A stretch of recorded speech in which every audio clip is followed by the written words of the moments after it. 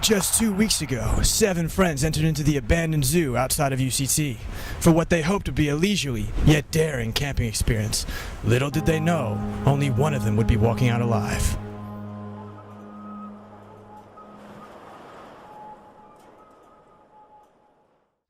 Hello peoples, I was here when it all went down. Well, not exactly, I was here after it went down, so I saw it. But yeah, we're gonna go there now. You're gonna see all the things on the ground and on the walls and the peoples and the trees. But yeah, when you see it, you must please not scream and shout, because there still are animals here and I'm in charge of them. And yeah, you must just be calm and we will show you around and it'll be nice, okay? Walking into the zoo, the cold and gloomy weather reflected its tragic past and present. Founded by Cecil John Rhodes in 1931 as a supposed haven for animals, adding to the idea of a well-run British Empire. Experienced game ranger Gerard van Niekerk shows us where the original admissions booth stood. For a penny, you could experience the zoo, buy a pack of nuts to feed the monkeys, and view the crocodiles being fed. The place now stands vacant and open to the public for free. The zoo officially closed its doors in 1975, attracting stoners, misfits, ravers, and art students alike. My friends and I often went there, and this time was no different. We just came there to hang and chill out, as always. There was absolutely no strange or negative vibes when we went there. Everything was the same as it always is. Silent, isolated, but nothing strange. Yeah, I warned them, man. I told them they cannot come into this place. It is, well, they can come, but I told them it's not a very good place. Because I felt bad feelings about it. You see, because when I came here, you knew you could see it's not a place for children. We got to the area and immediately went to what we call the conversation pit. We immediately started the fire, which we were going to use for the candle ceremony. The fire which we were going to use for the braai that we were having. We cracked open a couple of beers, everyone was talking. Michael said that he needed to use the bathroom, so he up and left from the group. About a couple of minutes later, Angela and Ross decided they wanted some more privacy, so they also left the area. Then it was about 30 minutes to an hour, and they hadn't come back yet.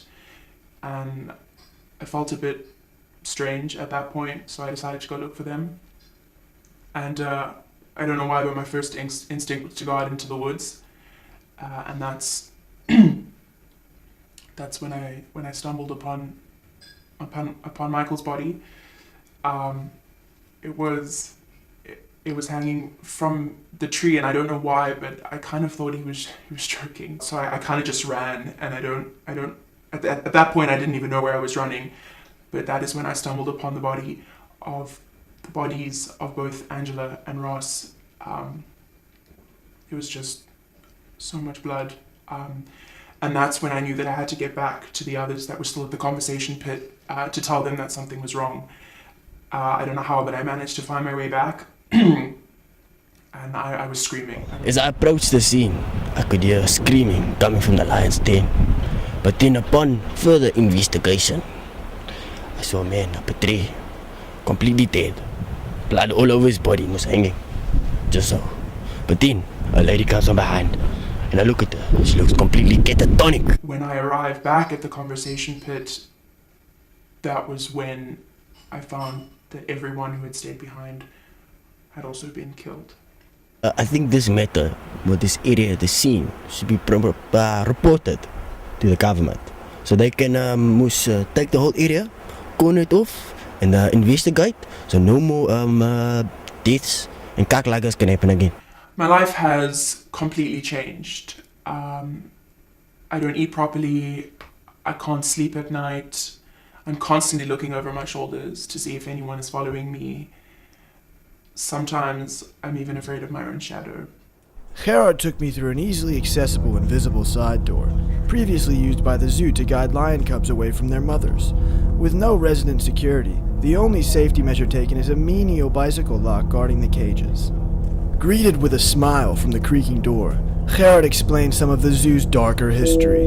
Between stories of 90s raves and performance art pieces, one story particularly stood out. Gerard recalls the story of one spring evening, a young woman stood inside the cage area, candlelit, pendant in her mouth.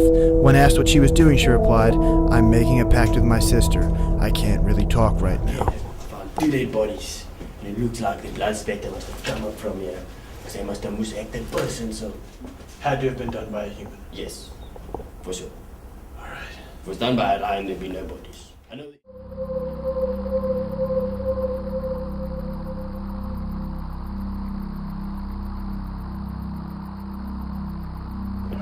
This is the room which you said shook you. Yes. Can you just walk me through what you found when you got in here?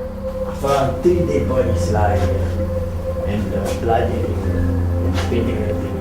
Who's the candles in it? It's shining nice. And I was, on the wall here, the police, they took it off. Because it was too dark.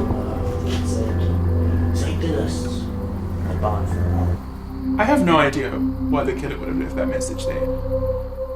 We were just kids. It's incredible to think that after everything that has occurred here, all of the loss of life, all of the innocent bloodshed, there is still one question that is left unanswered. Where is the killer? Oh shit. Hey, hold on! Are you the killer? Did you do it?